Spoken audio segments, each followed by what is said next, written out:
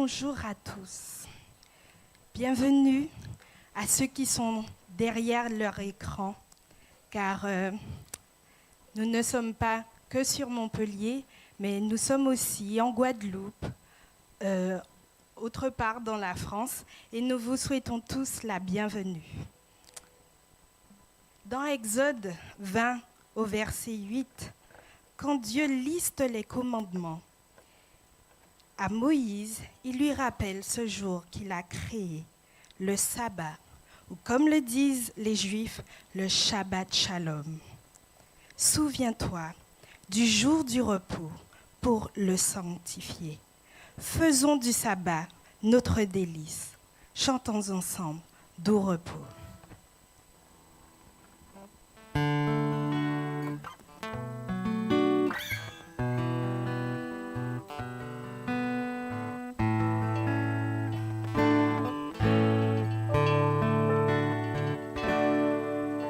Nous cessons tous travaux, déposons nos fardeaux en ce jour de tout repos.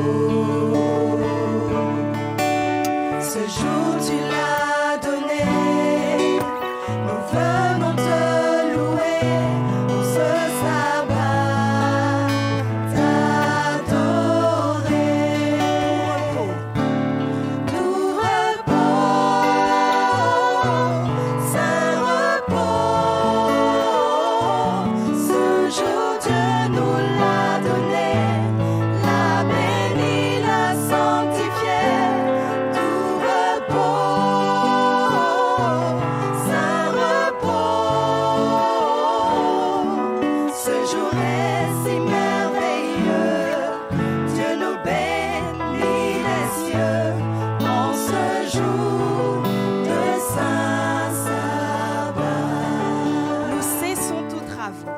Nous cessons tous travaux, déposons nos fardeaux en ce jour de tout repos. Ce jour tu l'as donné, ce jour tu l'as donné. Nous venons te louer en ce sabbat, t'adorer. Tout repos, ça repos,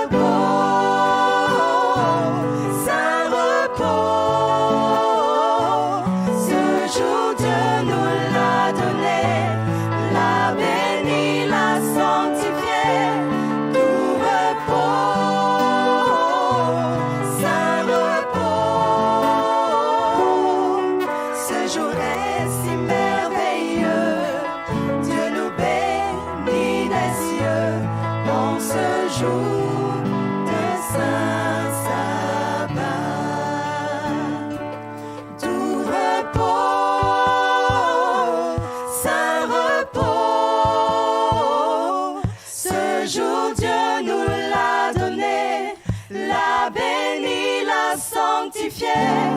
Tout repos, saint repos. Ce jour est si merveilleux, Dieu nous bénit les cieux en ce jour de saint sabbat. Amen. Un Shabbat de délices. Abandonnons nos faux dieux et revenons à notre Dieu unique. Dans Psaume 73, au verset 26, il est dit « Ma chair et mon cœur peuvent se consumer. Dieu sera toujours le rocher de mon cœur et mon partage pour l'éternité. » Amen. Mon ancre et ma voile, déclarons-le ce matin qu'il est notre ancre et notre voile.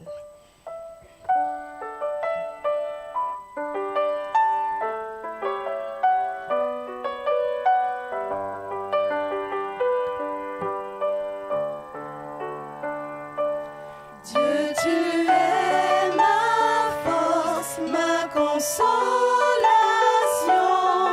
une lampe devant mes pas. Ta voix attriste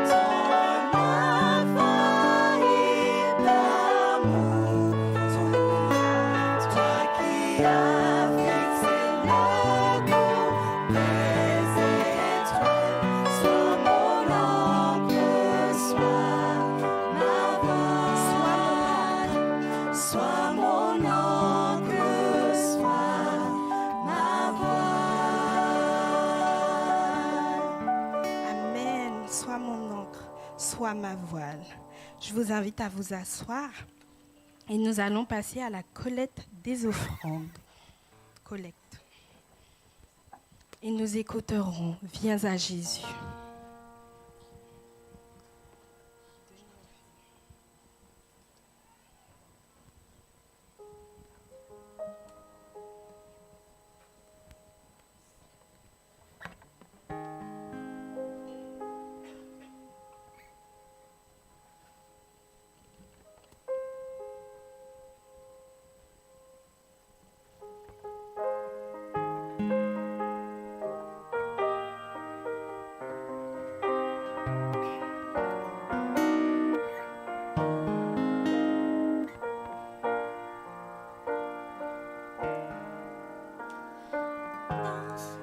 Dans ce monde, tu as tant cherché un ami pour t'épauler. Le voici, il vient enlever les fardeaux que tu portais. Viens à Jésus, tel que tu es, toi que la vie a blessé. Près de Jésus, tous les cœurs brisés trouveront l'amour, la paix. Viens à lui, tel que tu es.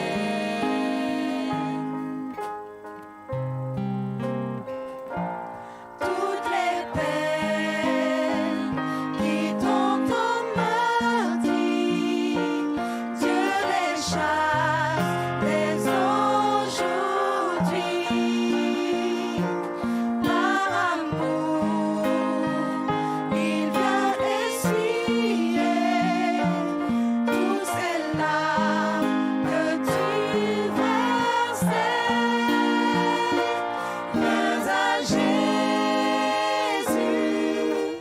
tel que tu es, toi que la vie a blessé.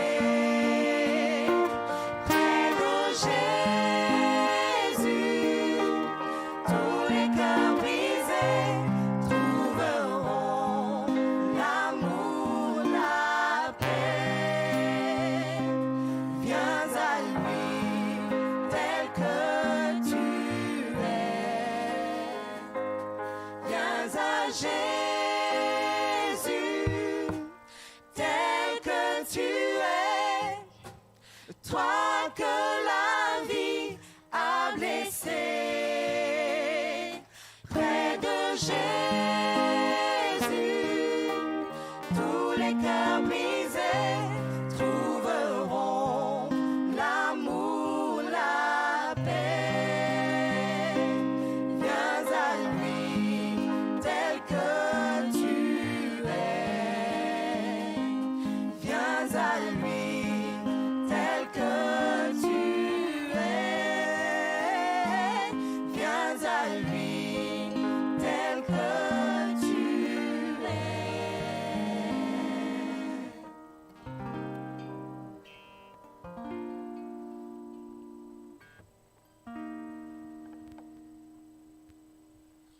Prions.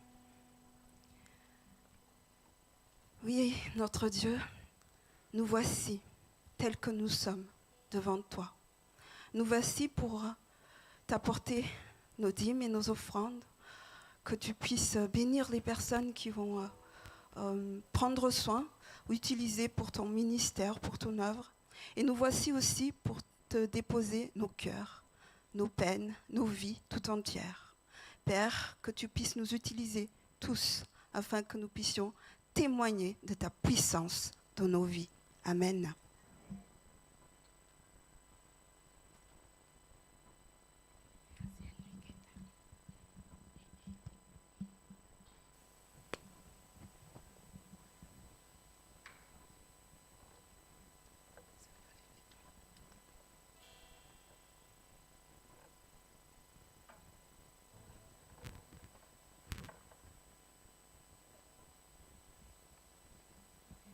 Lecture de la parole du Seigneur.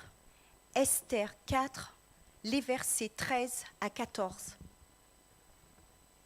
Mardochée fit répondre à Esther, « Ne t'imagine pas que tu échapperas seul d'entre tous les Juifs, parce que tu es dans la maison du roi. Car si tu te tais maintenant, le secours et la délivrance surgiront d'autre part pour les Juifs. Et toi et ta maison de ton père, vous périrez. Et qui sait si ce n'est pas pour un temps comme celui-ci que tu es parvenu à la royauté. » Amen.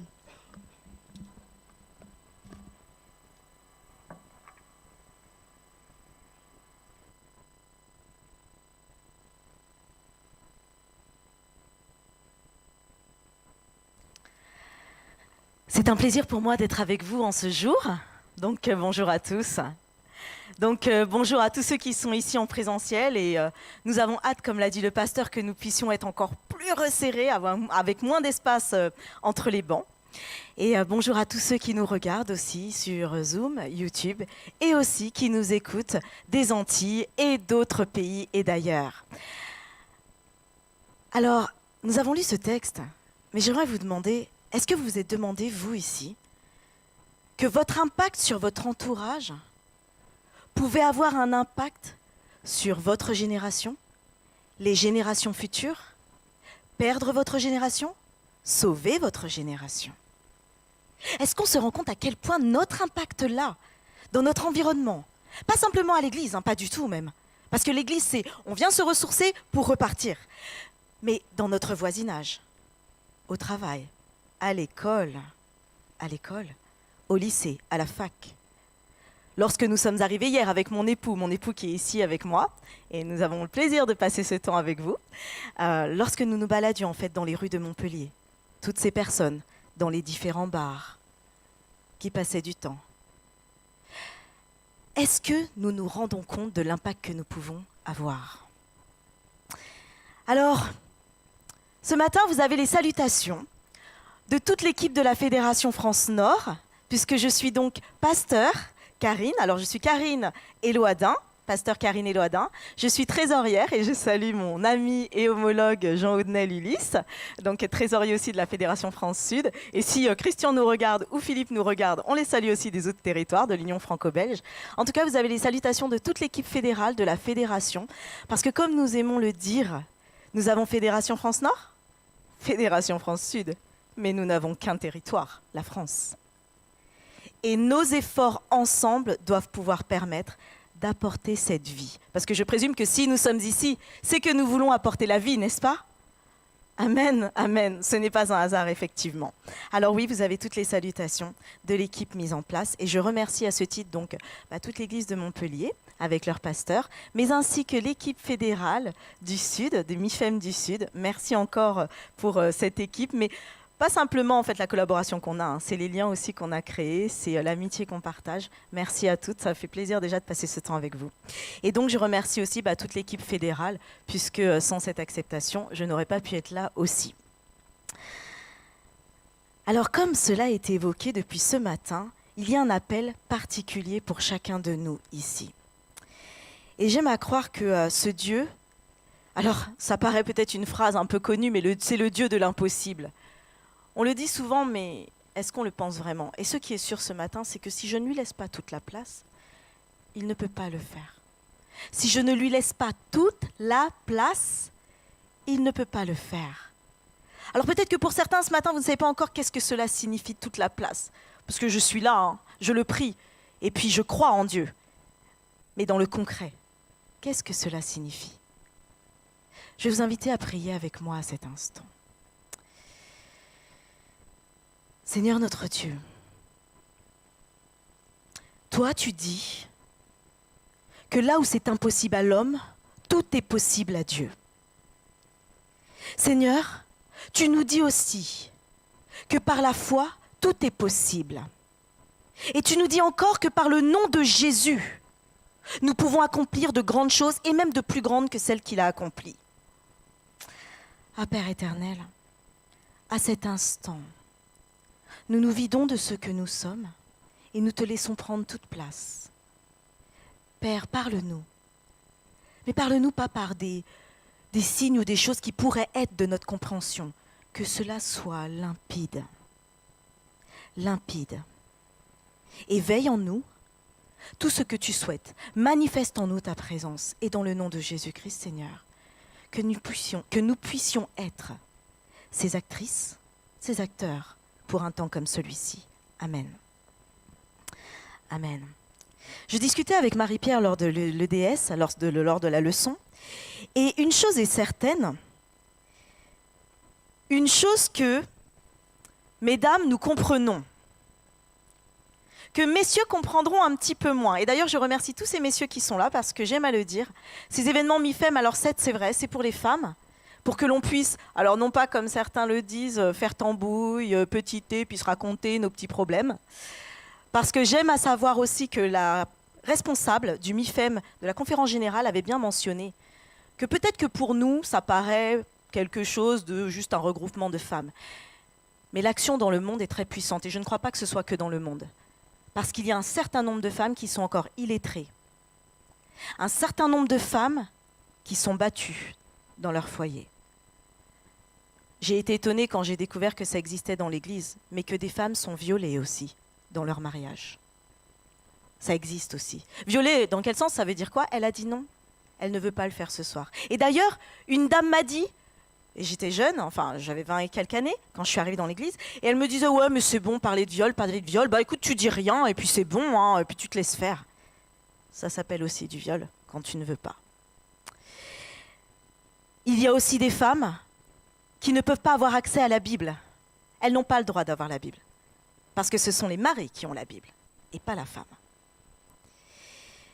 Il y a énormément de situations et parfois elles sont juste à côté de nous sur notre palier, mais nous ne le voyons peut-être pas. Alors oui, ce ministère est là aussi pour permettre à chacune, non pas de partir dans le sens « allons-y, nous sommes les femmes ». Non, c'est pas ça non plus. C'est de comprendre quelle est la mission de Dieu dans notre vie. Et ce que je disais au départ, c'est que nous en discutions avec Marie-Pierre. Il y a pour les femmes quelque chose qu'on appelle un plafond de verre. C'est-à-dire, en fait, des blocages psychologiques, héréditaires, des blocages même personnels que nous nous mettons, ou des blocages qu'on nous renvoie. Une personne en a parlé. Parfois, est-ce que je vais parler? Est-ce que je vais le dire? Alors moi, je suis donc trésorière au sein de la Fédération France-Nord, et donc je suis pasteur, et je suis entourée d'énormément d'hommes. Là où le pasteur nous disait tout à l'heure, ah, nous sommes en minorité, les hommes, eh bien moi, c'est le contraire. Et jusqu'à ce qu'un jour, un de mes collègues me pose la question, c'est pas dur pour toi un petit peu? Parce qu'il y a quand même beaucoup d'hommes, hein. Et on est là, et on a nos points de vue, etc. Et vous savez, à ce moment-là, je me suis mise à pleurer. Enfin, les larmes sont venues. Parce que je ne m'étais jamais posé la question. Parce que j'ai été acheteuse, négociatrice par le passé, pour la grande distribution. Et donc, j'étais dans un milieu où, en négociation, ce serait le texte. Il n'y a ni juif, ni grec, ni homme, ni femme. En fait, tu as des compétences, tu sais négocier, tu le fais, en fait. On ne te demande pas d'essayer de commencer à épiloguer. Tu as une façon de faire, tu le fais. Sauf que ce schéma, je l'ai reproduit dans tout ce que j'ai pu faire. Dieu m'appelle au ministère, je fais ce que j'ai à faire dans le ministère. Mais je ne me suis jamais posé la question comment je le ressentais, comment je le vivais. Et je me suis même rendu compte, mesdames, la capacité que nous avons à nous adapter au cadre, à oublier nos émotions, à communiquer comme les hommes. Puisque si je ne communique pas comme lui, si je commence à leur raconter... on parle d'un sujet. Oui, mais vous pensez qu'en fait, peut-être que si nous regardons, parce qu'il y a un rose, mais il y a un rose pâle. En fait, c'est pas du tout le même rose. D'ailleurs, si on prend en fait cette matière-là plutôt que cette matière-là, ils vont me dire, c'est bon, c'est du rose. En fait, on avance sur le rose. Donc en fait, je vais mettre du rose, et après, j'irai voir la personne en lui disant, par contre, tu comptes prendre du rose pâle, du rose framboise, du rose, on va le détailler après. Mais sur le coup, nous nous adaptons et nous fonctionnons. Pour autant, Dieu avait un plan. Il avait un plan. Alors j'aime à rappeler aussi que quand nous répondons à l'appel, ce n'est pas parce que nous voulons faire, que nous voulons montrer, c'est parce que nous nous mettons à disposition pour que Dieu nous utilise. Ce matin, Nous parlons de... Nous sommes le combien? C'est quoi la date d'aujourd'hui? Le 12 juin. Alors ça peut paraître une date comme ça, c'était le 12 juin, le 12 juin. Est-ce que vous vous êtes déjà imaginé tout ce qui peut passer dans une journée sur les siècles passés? Et j'ai trouvé ça merveilleux d'aller écrire, taper, qu'est-ce qui s'est passé le 12 juin. En 1381, des dizaines de milliers de paysans revendiquaient la fin du servage en Grande-Bretagne. En 1429, toujours le 12 juin, Jeanne d'Arc monte au rempart en brandissant son étendard et fait tomber la place de Jargeau. En 1665, Thomas Willett devient le premier maire de New York. Le premier maire. En 1898, le 12 juin, déclaration d'indépendance des Philippines. En 1902, c'est pas si loin que ça, le 12 juin, la loi sur le droit de vote des femmes en Australie est passée. 1902. En 1964, la condamnation de Nelson Mandela à la prison à vie. En 1967, le 12 juin toujours, aux États-Unis, la Cour suprême abolit la restriction raciale au mariage. 1967. C'est pas si vieux. En 2016, 49 civils sont tués et 58 autres blessés dans une boîte de nuit à Orlando. Peut-être que certains s'en souviennent. Par un tueur, donc une fusillade massive, un 12 juin aussi. Et en 2017, un étudiant américain aussi décède du coma après avoir passé 17 mois dans une prison nord-coréenne pour avoir... Il a été dit qu'il avait volé une affiche de propagande dans un des hôtels. Il était juste là pour un séminaire avec d'autres étudiants. Le 12 juin. Un 12 juin. Voilà comment une date peut changer le cours d'une vie. Comment un jour peut changer le cours d'une vie. Et si ce jour du 12 juin 2021 faisait que nous aussi, ici, nous changions le cours de la vie de quelqu'un, la nôtre et celle d'une autre personne. Amen. Le 12 juin. Alors, j'aimerais que nous puissions nous dire entre nous, et si c'était pour un temps comme celui-ci? Dites-le vous, entre vous. Dites-le vous entre vous, parce que nous puissions graver ce temps. Et si c'était pour un temps comme celui-ci? Et même pour les enfants, dites-le vous, parce que ça commence maintenant. Et si c'était pour un temps comme celui-ci? Alors prenons le livre d'Esther. Esther 4.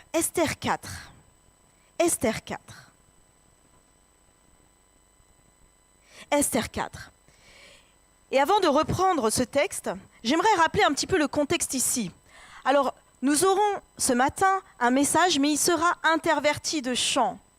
Et j'aimerais que nous puissions, pendant ces chants, nous imprégner et vivre, en fait, l'histoire d'Esther. Mettons-nous à la place d'Esther, cette femme, donc, qui, à cette époque, qui, à peu près, donc 500 ans avant Jésus-Christ, se retrouve donc dans ce pays. Mettons-nous à cette place. Si on rappelle, le peuple avait été, le peuple israélite, dont elle fait partie, avait été déporté. Ils étaient déportés à Babylone, mais depuis ils ont été libérés. Et ils doivent reconstruire le temple de Jérusalem. Certains y vont, retournent à Jérusalem, mais d'autres non. Et c'est le cas d'Esther, sa famille et d'autres de sa génération. Ils restent aussi à Suse, dans cette ville, où ils vont continuer à vivre en paix, c'est ce que l'on croit en tout cas, en paix avec ce peuple. Alors j'aimerais vous poser une question. Il n'y a plus de déportation, ils ne sont plus en fait esclaves les uns des autres. Je vous pose une question. Esther était-elle libre? Alors elle n'est pas encore mariée, hein. Là elle est encore chez elle avec son cousin Mardoché qui l'élève. Elle s'appelle d'ailleurs pas Esther mais Hadassa. C'est une Israélite, elle s'appelle Hadassa. Donc est-ce que Hadassa est libre? Elle vit à Suse, plus de déportation. Oui, non? Pas vraiment? Pas vraiment? Pourquoi? Elle est dépendante de son cousin. D'accord, ok, elle est dépendante de son cousin, comme on pourrait être dépendante de notre père, notre mère ou autre. Pas vraiment. Mais est-ce qu'elle est libre? Elle est libre pour les autres, sinon à part ça? Globalement, elle semble libre. Globalement, elle semble libre. Pour autant, qu'est-ce qui va se passer? Nous avons ici, en fait, une personne, donc, Esther, qui vit dans un pays qui s'appelle Suse, en Perse, avec un peuple qui vit plus ou moins en paix les uns avec les autres, sauf que, l'un des dirigeants de ce royaume, Aman, se trouve être lui aussi un des ancêtres, enfin en tout cas opposé à Esther. Si vous retournez dans 1 Samuel 15, vous regarderez à la maison, vous trouverez que Aman est un Agagite en fait. Il est descendant du roi d'Agag, roi des Amalécites. Or, qui sont les Amalécites à cette époque? Ce sont les ennemis des Israélites. Aman, il n'a pas encore appliqué le texte de Jésus qui dit « pardonnez à vos ennemis ». Non, celui-là encore non. Lui, il garde une rancœur, c'est œil pour œil, dent pour dent en fait. Là, on doit se venger. Et Aman, qu'est-ce qu'il a au plus profond de son cœur? Il a le désir de pouvoir se venger en fait de ce peuple. Esther, jusqu'à présent, vivait donc, comme tu le disais, sous la coupe de son cousin. Et tout semblait aller bien. Mais ce n'est pas ce qui va se passer par la suite. Par décision du roi qui a renvoyé l'ancienne reine parce qu'elle n'a pas respecté l'autorité du roi, il va décider d'aller appeler toutes les jeunes filles pour trouver une nouvelle reine. C'est de la liberté, ça? La vérité, c'est nous ne sommes pas toujours vraiment libres, en fait, de tout. Ce n'est pas le contexte environnement politique, gouvernemental qui fait notre liberté. Ce sera autre chose, mais on va y venir. Esther, en réalité, n'est pas vraiment libre. Et Esther va se retrouver face à un choix décisif. Un choix décisif. Pas pour sa vie au départ, mais je vais le reprendre. Si on reprend un peu plus haut, parce que nous avons lu Esther 4, à partir du verset 11, mais moi je vais lire Esther 4, je reprends, donc c'était à partir du verset 13. Nous allons reprendre à partir du verset 11. Même du verset 9. Attaque vient rapporter à Esther les paroles de Mardoché. Il avait été édité un édit royal. Celle-ci le chargea d'aller dire à Mardoché: tous les serviteurs du roi et la population de ces provinces savent que toute personne, homme ou femme, qui pénètre chez le roi dans la cour intérieure sans avoir été convoquée n'a droit qu'à un seul verdict, la mort. La seule personne qui reste en vie est celle à qui le roi tend le sceptre en or. Or, en ce qui me concerne, cela fait 30 jours que je n'ai pas été appelé vers lui. Dans ce contexte, que se passe-t-il?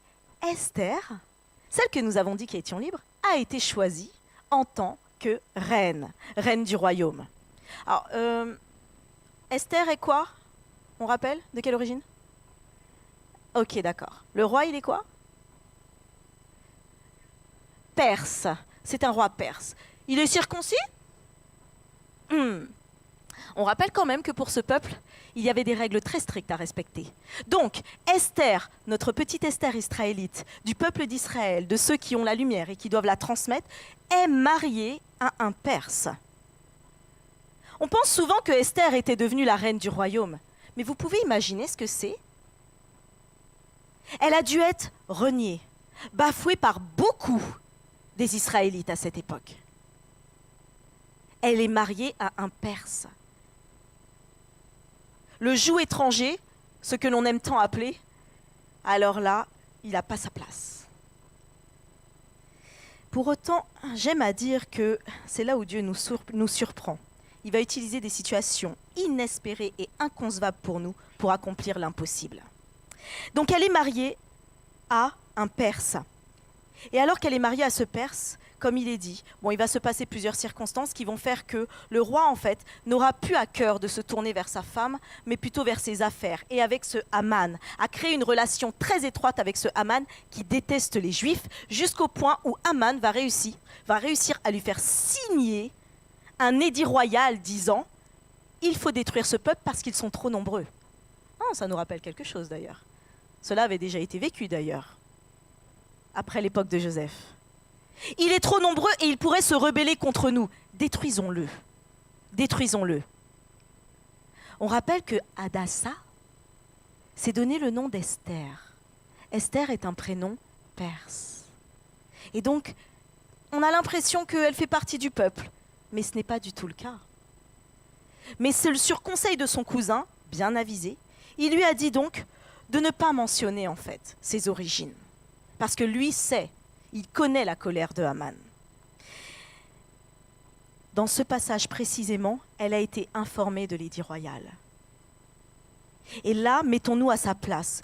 Tous les serviteurs du roi et la population des provinces savent que toute personne, homme ou femme, qui veut se présenter devant le roi pour plaider sa cause, et qui pénètre dans la cour intérieure sans avoir été convoqué n'a le droit qu'à un verdict, la mort.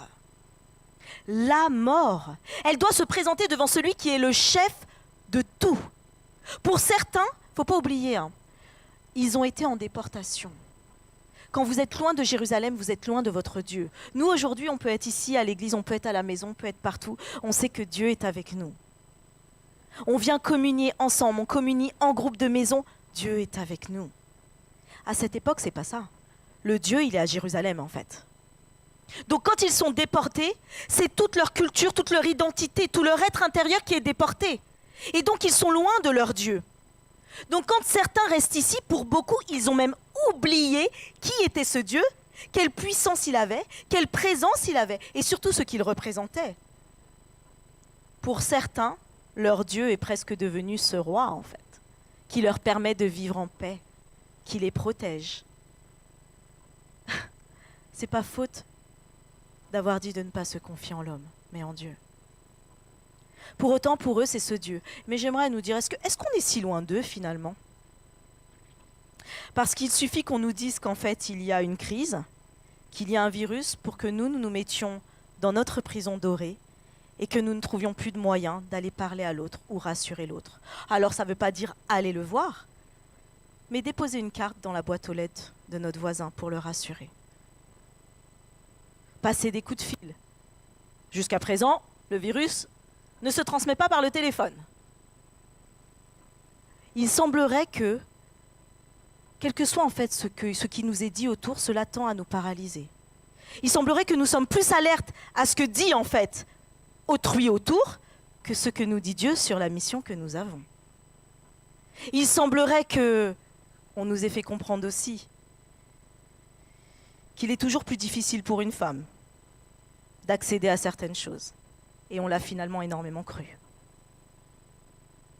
Il semblerait même encore aujourd'hui. Et ça, c'est l'autre pendant. J'aime l'exemple de Marthe. Que l'on soit tellement affairé avec les enfants, avec la maison, avec le travail, avec ce que l'on a déjà à faire, que quand on nous nomme un pasteur, que quand on fait des nominations, on a du mal à accepter certaines missions, parce que j'ai déjà assez à côté.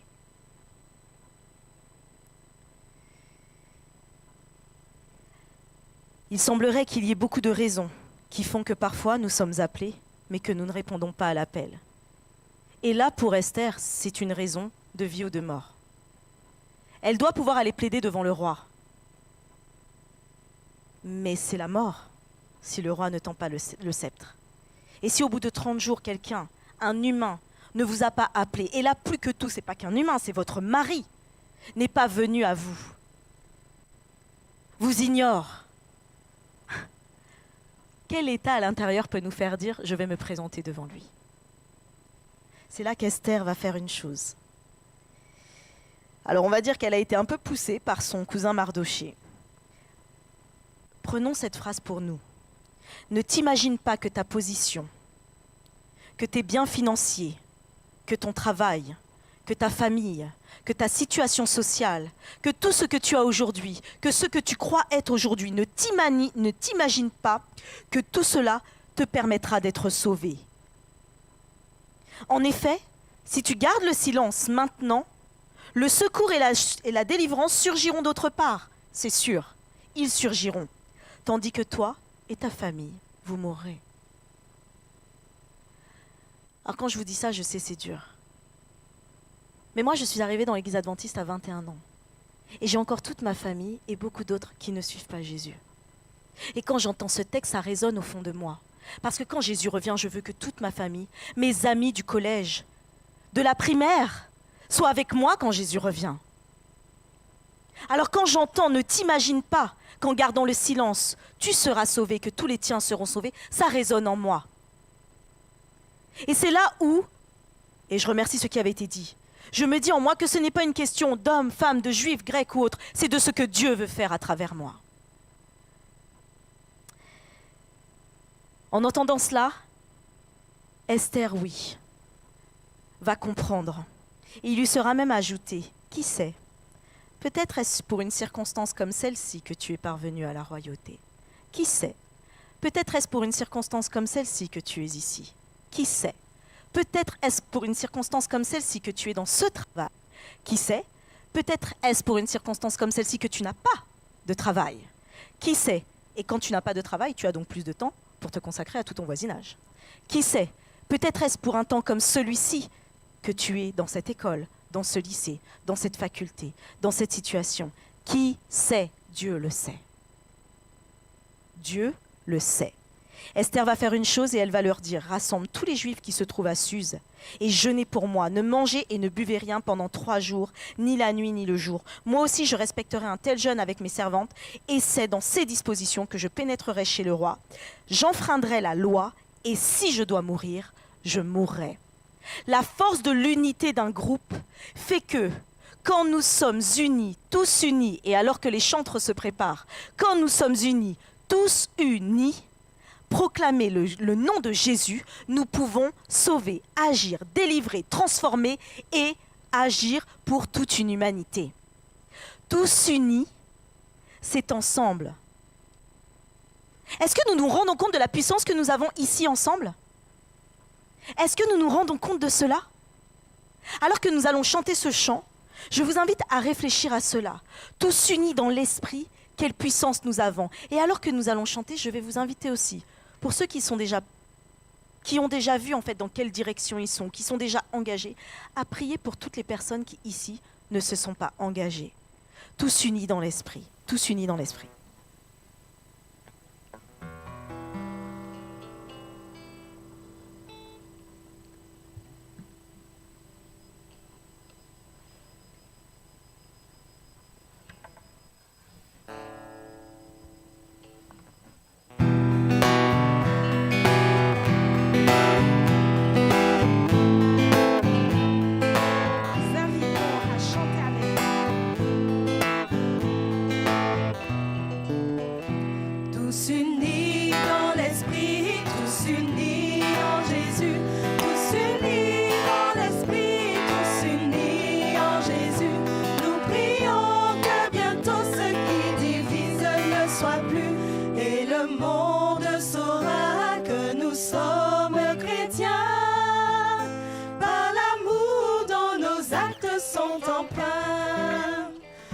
Marchons côte à côte et la main dans la main. Nous marchons côte à côte et la main dans la main.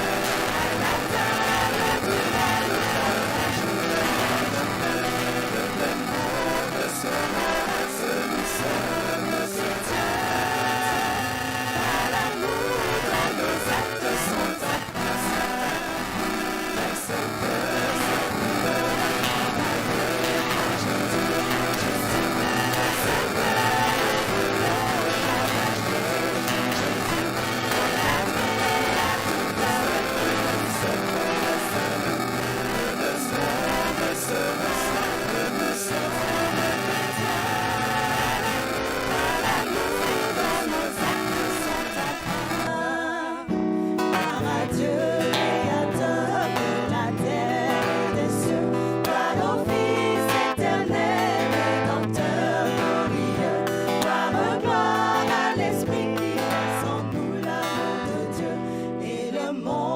saura que nous sommes chrétiens par l'amour dont nos actes sont empreints.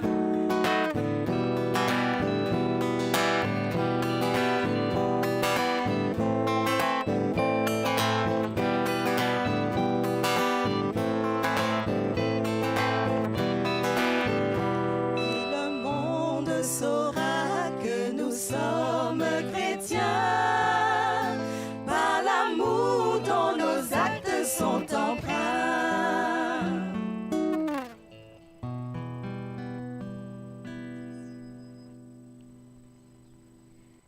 Et le monde saura que nous sommes chrétiens par l'amour dont nos actes sont empreints. Tout ce peuple en prière s'était mis en prière. Et Esther va se présenter devant le roi. Esther va se présenter devant le roi. Chapitre 5, 3 jours plus tard, Esther mit sa tenue royale et se tint debout dans la cour intérieure du palais, devant les appartements du roi. Celui-ci était assis sur son trône royal dans le palais royal, face à l'entrée du bâtiment. lorsqu'il vit la reine Esther debout dans la cour, elle gagna sa faveur et il lui tendit le sceptre. Avez-vous déjà pensé à ce passage? Avez-vous déjà pensé à ce passage qui ressemble et qui a des rapprochements avec une autre situation dans la Bible? Mais une autre situation, il faut aller la chercher beaucoup plus loin. Cherchez un moment où quelqu'un doit se présenter à un endroit précis, où il y est autorisé seulement à certaines occasions bien précises. Et s'il ne le fait pas, ou en tout cas s'il le fait sans qu'il ait eu l'autorisation, c'est la mort. Quelle autre situation dans la Bible trouvons-nous comme ça? Quelque chose de très significatif, parce que nous savons que la Bible a une portée historique, mais aussi spirituelle et surtout concrète et pratique, pour que nous puissions le comprendre. Une autre situation. Ah, merci, le Yom Kippour. Il y a un parallèle dans cette histoire avec le sanctuaire. J'explique pour ceux qui ne savent pas. Une seule fois dans l'année, le grand prêtre devait présenter les péchés du peuple devant Dieu. S'il n'avait pas fait les expiations, en tout cas toute la procédure rituelle pour le pardon des péchés, vous savez, ce grand prêtre, il avait des cloches au niveau des pieds. Donc, il rentrait par le parvis où il y avait les sacrifices. Il arrivait dans le lieu saint. Alors, pour ceux qui ne le savent pas, je reprends. Le sanctuaire représente ma vie spirituelle personnelle. Ce n'est pas juste, en fait, une image ou une ombre de ce qui s'est passé. Je le vis, en fait. Je rentre par la porte qui représente Jésus. Il n'y avait qu'une seule porte, le chemin, la vérité et la vie. Je rentre par la porte du sanctuaire. J'arrive devant le... Il y a quoi devant ? L'autel des sacrifices. L'autel des sacrifices, c'est le sacrifice qui était fait par un agneau pour pouvoir en fait libérer la personne du péché. Quand elle avait laissé son agneau, c'est parti, on repart, je suis totalement libérée. Et puis si elle avait refait un péché, elle ramenait un agneau, n'est-ce pas? Donc, l'autel des sacrifices. Nous aujourd'hui, l'autel des sacrifices, il a été totalement cloué à la croix en Jésus, mais chaque fois que je viens devant l'agneau qui a été immolé, Jésus, notre Seigneur, je mets à terre tous mes péchés. Et je suis purifiée. Je passe par la cuve des reins. La cuve des reins, pour ceux qui ne sont pas engagés, baptisés, c'est le baptême. Par mon baptême, je confirme que je peux avoir accès à autre chose par la suite. Donc je passe par cette cuve des reins, mon baptême, j'accepte cette alliance, purifier totalement tout ce qui est de moi. Et je le renouvelle par la Sainte Seine, lorsque je fais le lavement des pieds. L'eau, c'est le symbole de la purification. Donc, la cuve des reins. Je rentre là, dans la partie de mon cheminement spirituel, le lieu saint. Quand je rentre dans le lieu saint, à ma droite, j'ai les pains des propositions. Les pains, c'est la parole de vie. Jésus est la parole de vie. Il y avait 2 piles et 6 par pile pour dire que ça représentait les tribus d'Israël. Et donc, ça représente tout ce que nous sommes. Ce pain est donné à tout le monde. Mais aussi, ils étaient changés, renouvelés tous les 7 jours. Waouh! Le jour du sabbat. 7 jours. Pourquoi? Parce que nous renouvelons la parole de vie en nous pour repartir. Ensuite, il y avait sur la gauche le chandelier d'or. Le chandelier d'or, c'était la seule lumière. Si vous éteignez ce chandelier, il n'y a plus de lumière et on ne voit rien dans le sanctuaire. Le chandelier d'or représentait Jésus qui est la lumière du monde. Mais il y avait 7 branches aussi, toujours, pour les églises. Et donc nous, vous êtes la lumière du monde.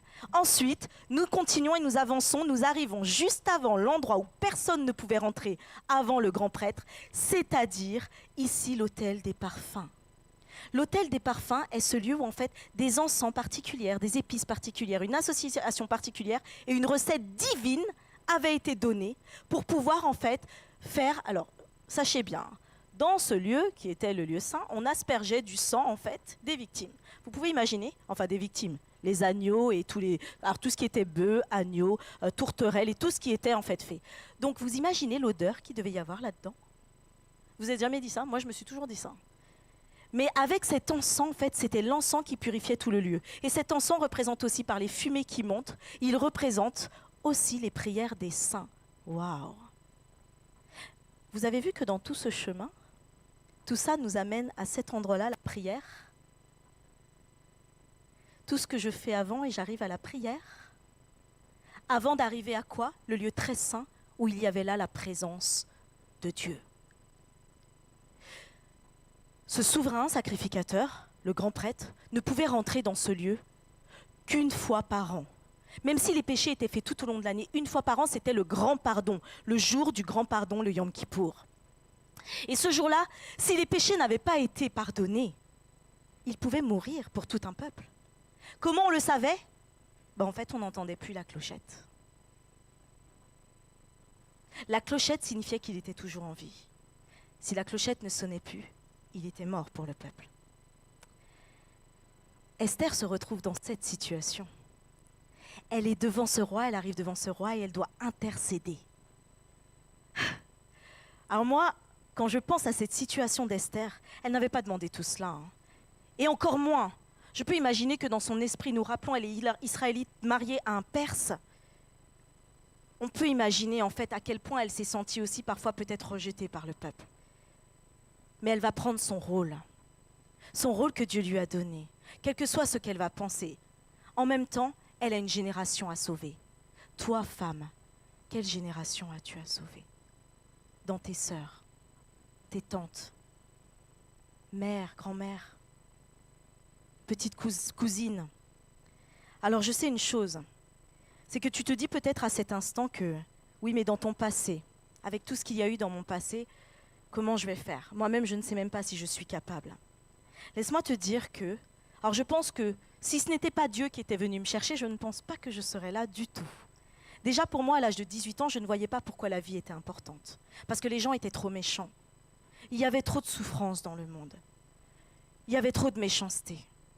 Et ça commençait à porter un poids trop lourd sur mon cœur à l'âge de 21 ans.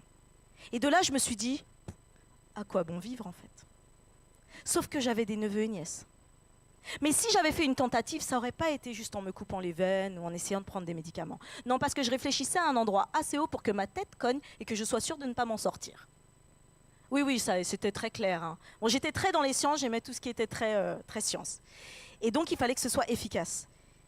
Jusqu'à ce que je discute avec celui qui est mon mari aujourd'hui, qui était un ami, en lui disant « mais ça sert à rien, en fait, ça sert à rien ». Et bon, il a toujours un humour très... sur le coup, on va pas comprendre, et c'est des années plus tard qu'on comprend. Il me dit « bah écoute, si la vie pour toi, c'est pas si important, tu peux faire ton transfert immédiatement sur mon compte bancaire, parce que moi, je pense que j'en ai peut-être besoin de ce que tu ne veux pas, en fait. » Et là, sur le coup, ça m'a énervé. Je lui dis, mais tu penses, mais n'importe quoi, ça n'a pas de sens ce que tu dis. Mais il me dit, bah pourquoi tu t'énerves ? Il me dit, mais de toute façon, en quelques jours, tu seras plus là. Je continuerai à prier pour toi, pour tes parents, mais si c'est ça.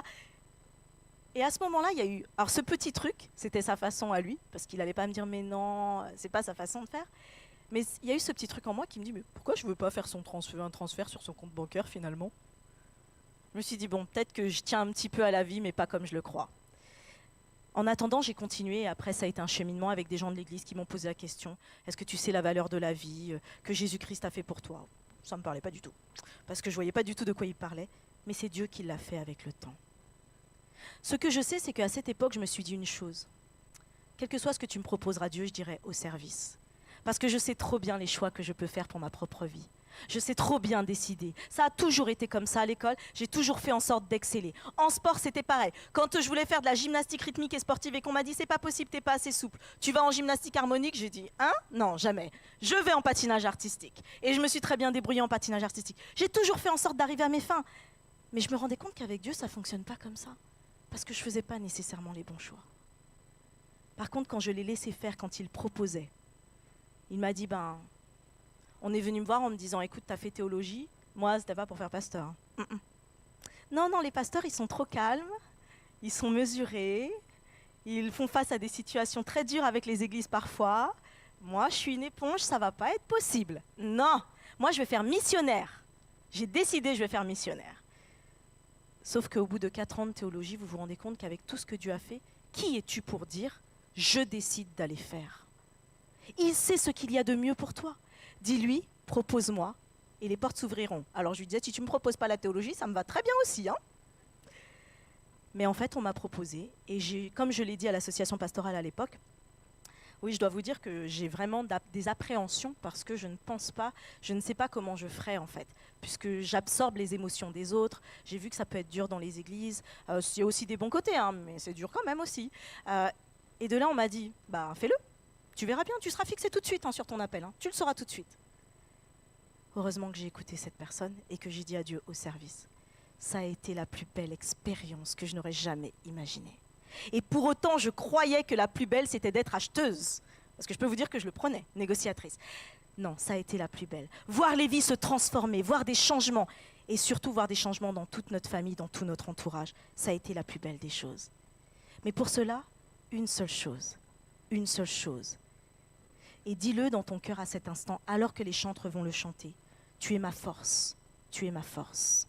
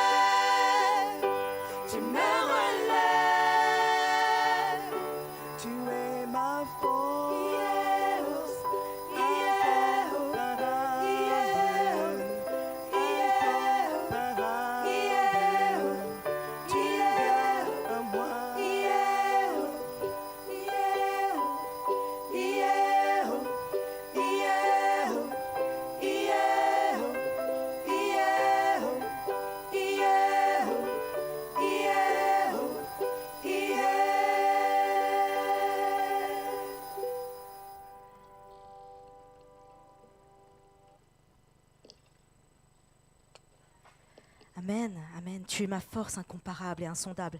Ce qui était sûr, c'est qu'Esther, à ce moment-là, avait compris une chose. Elle ne se présentait pas simplement devant le roi, mais elle a intercédé par le Tout-Puissant qui donnait autorité à ce roi. Jésus lui-même l'a dit. Jésus lui-même l'a dit. Quand il s'est retrouvé devant Pilate, si cette autorité ne t'avait pas été donnée, tu ne serais pas là. Si cette autorité ne t'a pas été donnée, femme, jeune femme, tu ne serais pas là. Dieu veut te donner cette autorité. Dieu veut t'appeler. Dieu veut t'utiliser. Il suffit juste de répondre à cet appel. Je vais vous faire un rapide parallèle entre Esther et toi aujourd'hui. Esther Hadassah, qui veut dire myrte, symbole de justice en hébreu. Esther, cette étoile. Et toi, ton prénom, que signifie-t-il? Parce que Dieu t'a appelé. Esther dans un pays étranger. Nous sommes aussi dans un pays étranger, puisque notre patrie, c'est le ciel, toujours présent. libre en apparence, mais elle est soumise aux lois étrangères. Nous sommes aussi libres en apparence, mais soumises à ces lois étrangères. Elle était une esclave de luxe. Nous sommes aujourd'hui parfois esclaves aussi de luxe, dans ce que nous croyons être notre confort. Et parfois, nous sommes même esclaves spirituellement de notre environnement. Écartés et ignorantes des affaires royales, nous sommes aussi parfois aveuglés et écartés par les engagements du quotidien.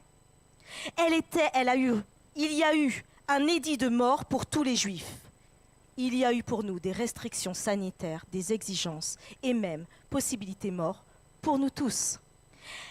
Elle a prié et elle a jeûné. Tu pries et tu jeûnes. Elle a été courageuse, patiente, avec discernement, inspirée et consacrée. Et je crois aussi que tu es courageuse, patiente, que tu peux demander ce discernement et que tu as ce discernement inspiré et consacré. Et enfin, elle a reçu l'inclination du roi et le salut pour tout son peuple. Et je crois aussi que tu reçois l'inclination et l'autorité de Jésus, ton intercesseur, dans le royaume céleste, pour le salut de toute âme et à jamais. À cet instant, j'aimerais que nous puissions prendre cet engagement. Nous avons dit pour un temps comme celui-ci, mais qu'est-ce que cela veut dire? Pensez à un rêve que vous avez. Pensez à un rêve. Vous savez ce truc qui est en vous, où vous vous dites, j'ai tellement voulu l'accomplir, mais il est trop tard. Il est trop tard. Certains se disent, il est trop tard. Non. Dieu n'est pas le Dieu du trop tard. Jésus est celui qui, quand il est arrivé, la personne était décédée depuis 4 jours. Il est celui qui peut faire ressusciter des os qui sont, à cet instant, desséchés. Il est celui qui va nous transfigurer pour aller au royaume des cieux, qui fera sortir les morts de la mer, de la terre. Il est le Dieu qui crée, ex nihilo, de rien. Il est ce Dieu. Alors ce rêve, quel est-il dans ton cœur? Je te le demande. Quel est ce rêve? Pense à cet instant, à ce rêve. Et alors que l'équipe chantera, manifeste ta présence, je ferai cet appel. Pense à ce rêve, ce truc qui s'est enfoui là, où la lumière, toute la flamme de ce rêve s'est éteinte. Non, je crois qu'elle ne s'est pas éteinte. Avez-vous déjà fait cette expérience? Alors que vous éteignez une flamme, il y a de la fumée. Mettez à nouveau une bougie. La flamme va se rallumer à partir de la fumée. Dieu peut rallumer toute chose, raviver toute chose.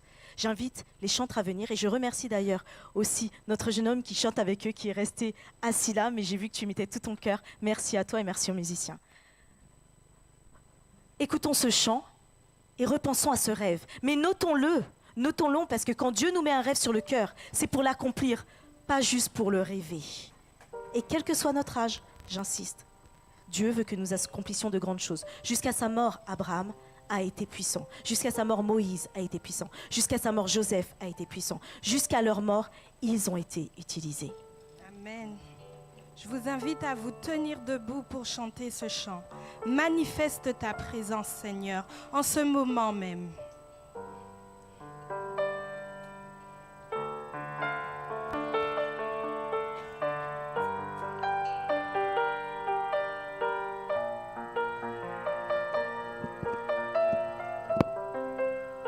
Tous ensemble. Seigneur, viens ranimer le feu que tu as mis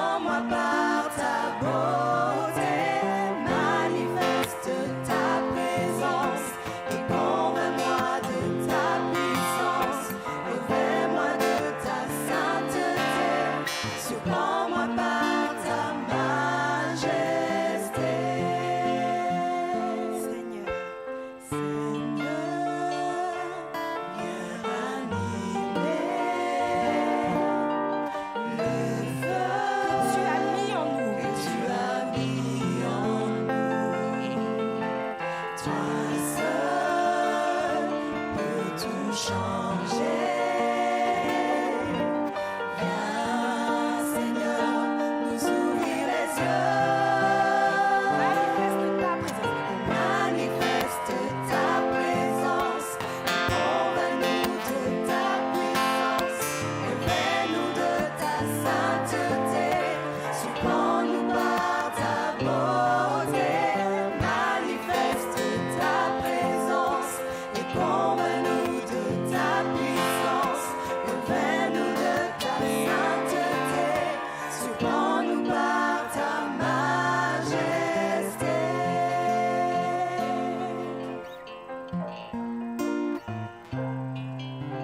Alors que nous sommes debout, je vais nous inviter à incliner la tête.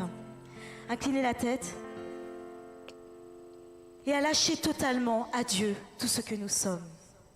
Messieurs, vous êtes présents ici et je vais vous inviter aussi, dans votre entourage, à observer les femmes qui sont autour de vous, pour être ces vecteurs qui allaient les aider à aider Dieu à manifester sa présence dans leur vie. À leur faire renaître cette flamme. Vous êtes aussi cet homme, ce pilier à leur côté, que ce soit une sœur, une tante, une petite sœur, une grande sœur, une cousine, une épouse, une mère. Ravivez, aidez à raviver cette flamme. Et femme, toi aujourd'hui, je vais prier pour que le Seigneur puisse t'aider toi aussi là, maintenant, à prendre position. Tu as ce rêve ? Et je vais t'inviter là pendant ces quelques secondes à le mentionner devant Dieu qui entend, qui écrit et qui agit. Mentionne ton rêve à Dieu dans ton cœur.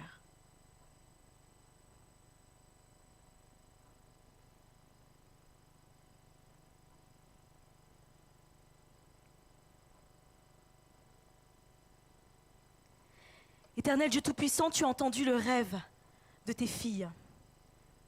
Et tu as sûrement entendu aussi tes fils qui ont mentionné leur rêve aussi, interpellés. Père Saint, Père éternel, toi qui es le Dieu qui a pu transformer des générations, de génération en génération, nous invoquons ton saint nom. Tu l'avais dit à Daniel, alors même que sa prière avait été lancée, l'ange Gabriel était déjà en chemin.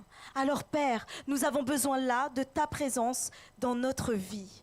Nous voulons, Seigneur, que tu manifestes ta puissance. Et Seigneur, oui, cela sous-entend aussi que nous nous mettons à disposition totalement notre être entier, que ce soit par notre timidité, que ce soit, Seigneur, peut-être par des blocages psychologiques que nous avons eus. Seigneur, tu sais peut-être que certaines d'entre nous ici ont eu des attouchements, Père. Tu sais peut-être que certaines d'entre nous ici on fait face à des violences, Père. Tu sais ce que cela a créé, Seigneur, comme trouble. Tu sais ce que cela a créé aussi comme blocage. Tu sais, Père, toi, tu connais toutes choses. Mais dans le nom de Jésus-Christ, tu nous as dit, Seigneur, que les choses anciennes sont passées. Voici, toutes choses sont nouvelles. Nous intercédons, Seigneur, pour la guérison de nos sœurs. Et Seigneur, nous intercédons pour qu'elles soient non pas dans le silence, mais Père, donne-nous de parler pour que d'autres n'aient pas à subir cela dans le nom de Jésus. Oui, Père, délivre-nous actuellement de tout ce qui fait barrage pour que ton évangile, la puissance de ton évangile, soit transmise par tes filles à bien d'autres filles et qu'une génération se lève dans le nom de Jésus. Oui, Père Saint, tu as mis des rêves en nous. Tu as mis des rêves. Cela peut être, Seigneur, par une action. Cela peut être, Seigneur, par un emploi, cela peut être, Seigneur, par un projet, que ce soit dans la couture ou pas, que ce soit, Seigneur, dans l'entreprise ou pas, que ce soit via le voisinage ou pas. Mais Seigneur, tu as mis un projet, il est sûr, en chacune. Père Saint, Père éternel, dès maintenant que tu places, Seigneur, tous les messagers qui vont permettre que ce projet s'accomplisse. Dès maintenant, Seigneur, que tu paves les voies de chacune et de chacun, Seigneur, pour que les rêves s'accomplissent, non pas pour notre gloire, mais pour manifester que nous avons un Dieu vivant, un Dieu puissant et qui continue d'agir aujourd'hui. Père Saint, nous le prions, non pas Père parce que nous nous disons que nous le demandons par autorité, mais parce que tu nous as donné cette autorité dans le nom de Jésus-Christ. Amen.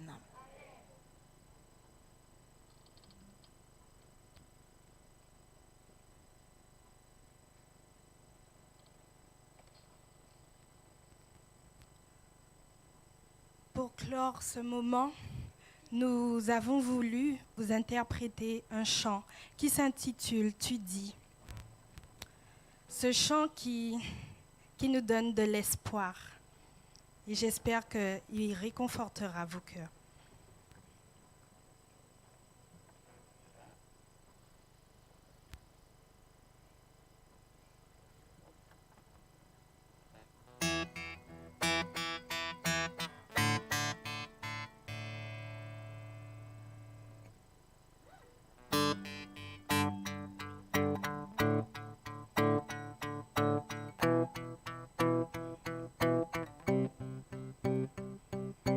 Des voix dans ma tête ne cessent de me dire que je ne suis rien.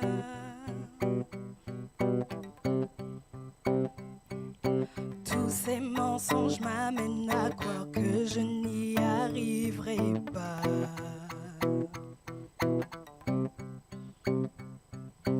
Ma vie ne se résume-t-elle qu'à des moments de haut, de bas?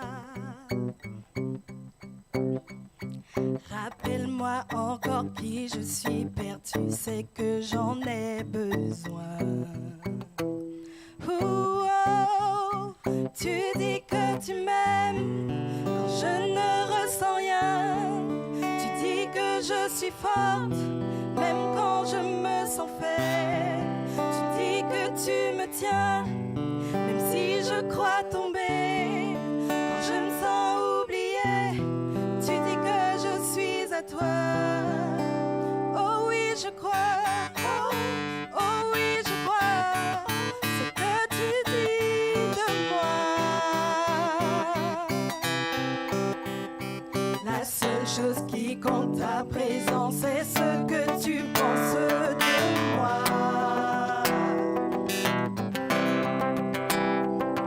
En toi j'ai trouvé ma valeur, en toi j'ai mon identité. Oh, oh, tu dis que tu m'aimes quand je ne ressens rien. Tu dis que je suis forte, même quand je me sens faible. Tu dis que tu me tiens, même si je crois tomber. Quand je me sens oubliée, tu dis que je suis à toi. Oh oui, je crois. Oh, oh, oh oui, je crois. Oh, ce que tu dis de moi. Tout ce que j'ai maintenant, Seigneur, je dépose à tes pieds. À toi soient tous mes échecs, à toi soient toutes mes victoires. Tu dis que tu m'aimes, que je ne ressens rien. Tu dis que je suis forte, même quand je me sens faible. Tu dis que tu me tiens, même si je crois tomber. Quand je me sens oubliée, tu dis que je suis à toi. Oh oui, je crois. Oh, oh, oh oui, je crois.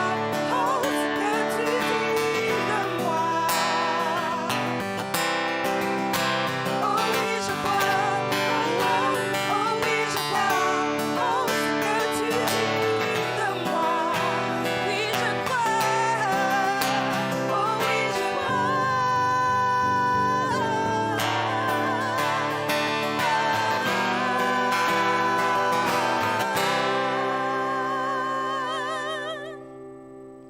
Oh oui, je crois.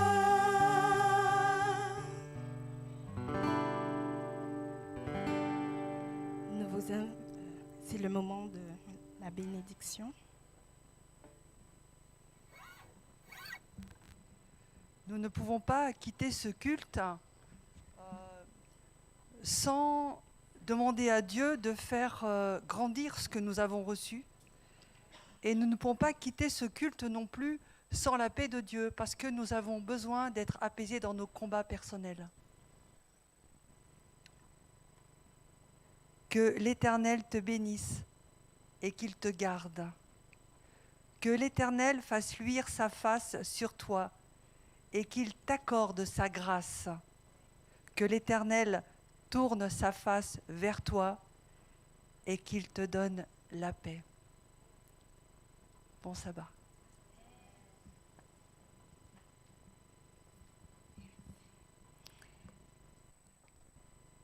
La paix. Reçois la paix du Seigneur dans ton cœur maintenant.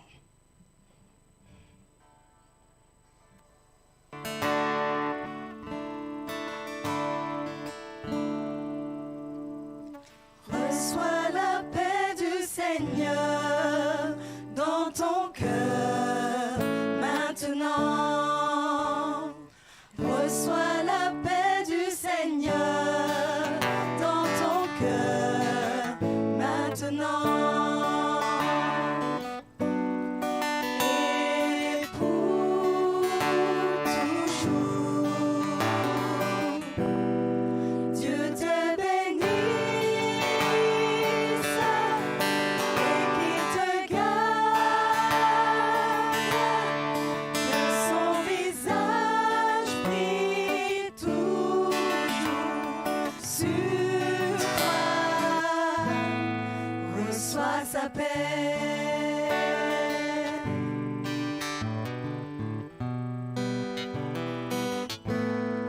Reçois sa paix. Nous vous invitons encore à le chanter avec nous. Reçois la paix du Seigneur. Reçois la paix du Seigneur dans ton cœur maintenant. Reçois la paix du Seigneur dans ton cœur maintenant. Et pour toujours, Dieu te bénisse, qu'il te garde,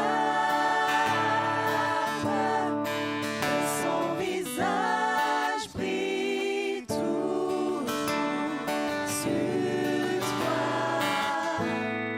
Reçois sa paix.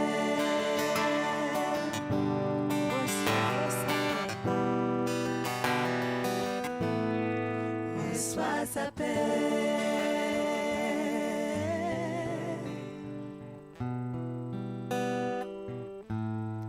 Reçois sa paix.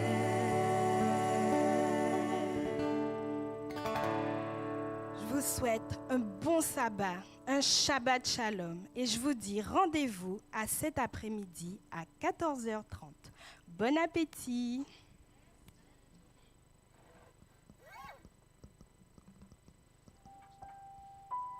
Et pour vous accompagner, nous allons reprendre le chant « Tu es ma force ».